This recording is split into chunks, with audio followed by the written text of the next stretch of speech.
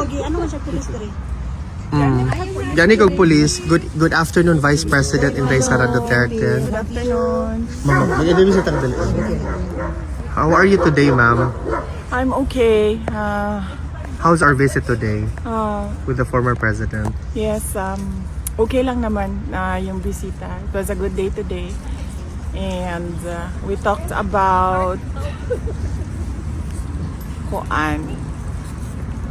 the unconstitutionality of the transfer of the PhilHealth funds, 60 billion of it.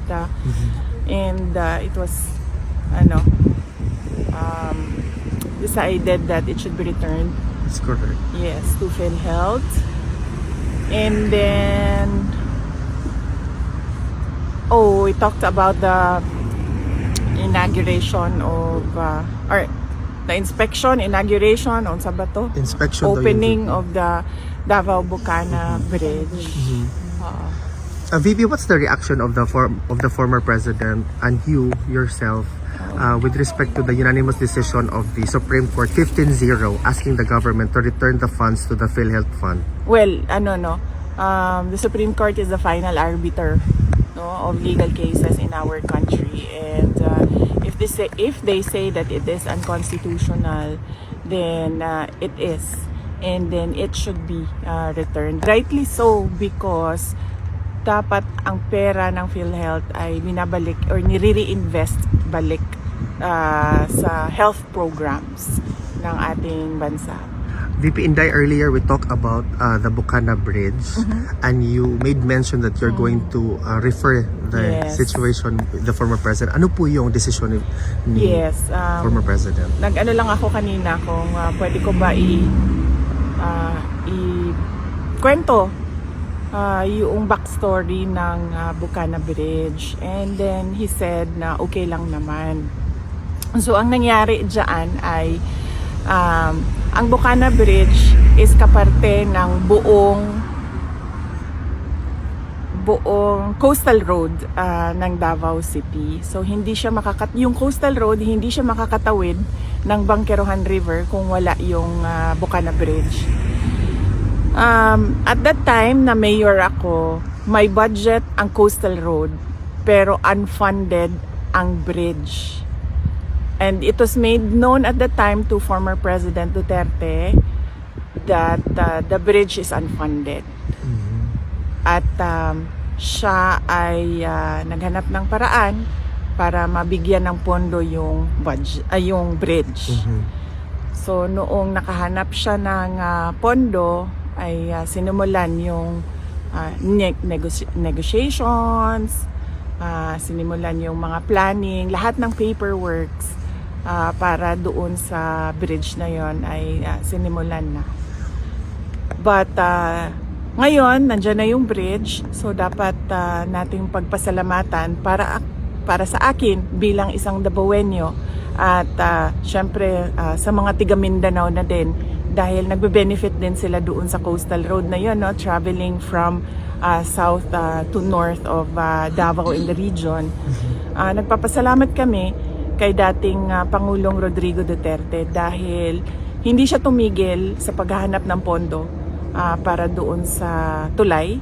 At syempre nagpapasalamat tayo sa People's Republic of China dahil buong-buo nila binigay yung entire cost ng tulay na iyon. So walang gastos ang City Government of Davao, walang gastos ang Pilipinas para tayo magkaroon ng bridge na yon.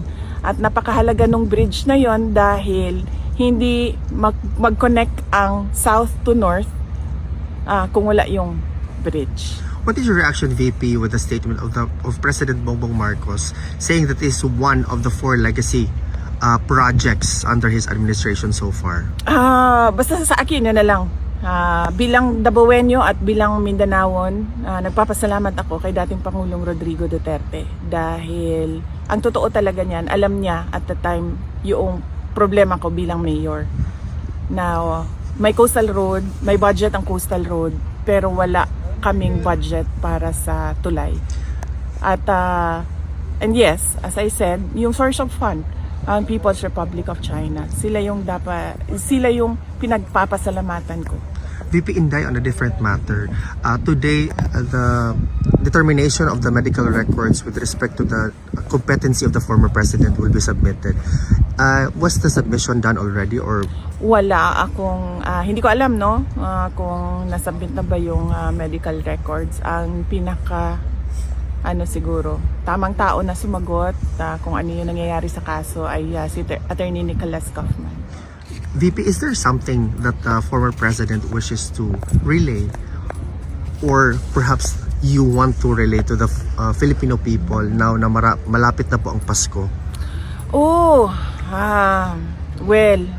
Malungkot ang Pasko natin dahil hindi natin gusto ang mga nangyayari sa ating bansa, lalong-lalo na yung mga iskandalo sa korupsyon at yung pag-aabuso sa posisyon at mga opisina ng gobyerno. Pero kailangan natin maging matatag. As Filipinos, we are known to be resilient. Kaya kailangan nating itawid itong Pasko na ito na merong pag-asa sa ating mga puso. At syempre ipagdasal natin yon na mas maganda ang ating taong 2026 sa kung ano man yung dinaanan natin ngayong 2025. Thank you, VP Inday. May question bang iba?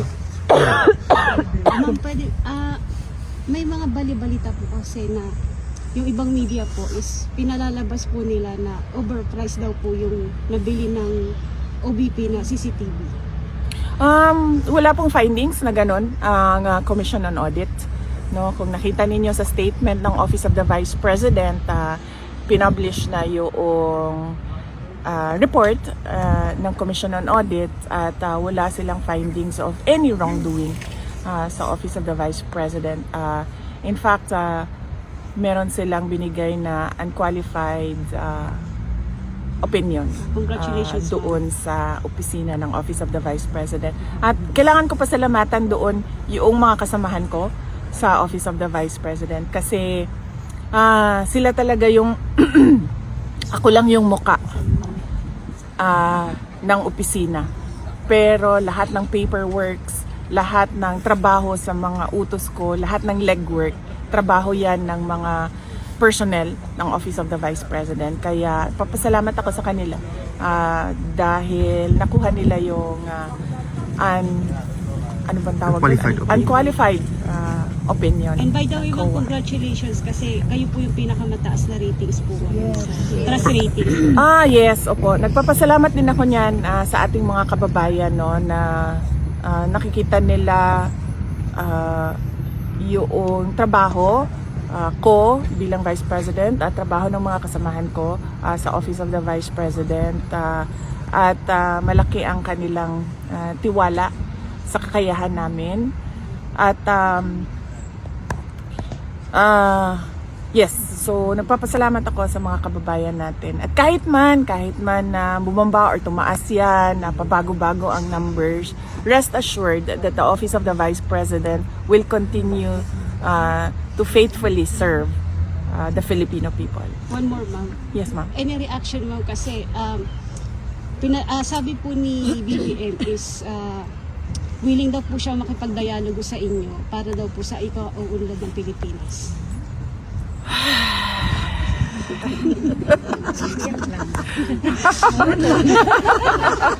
Ora to. Okay. May iba pa bang question, guys? Sige, go ahead. Ma'am, ano pong masasabi niyo kay Sandro Marcos na siya itinagulang pork barricade? Well, wala akong wala pa sa akin yung mga dokumento, ma'am, no. Hindi ko pa na-review yung mga dokumento.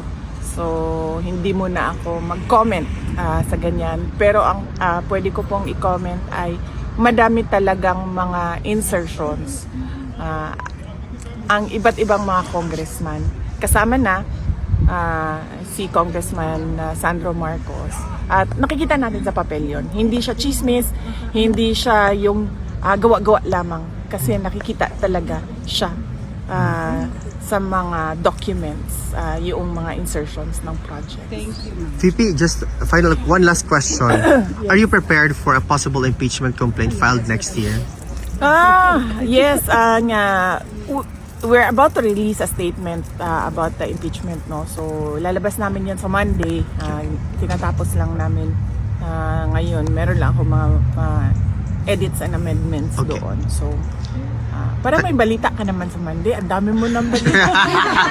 Thank you, VP Kaya Inday. ilabas lahat yan. VP, are you okay for a photo ops with Yeah. Dr. Babae? Individual na lang. Individual? Para mabilis. Sige, dito tayo mag-start, ma'am. Thank you. Thank you, ma'am.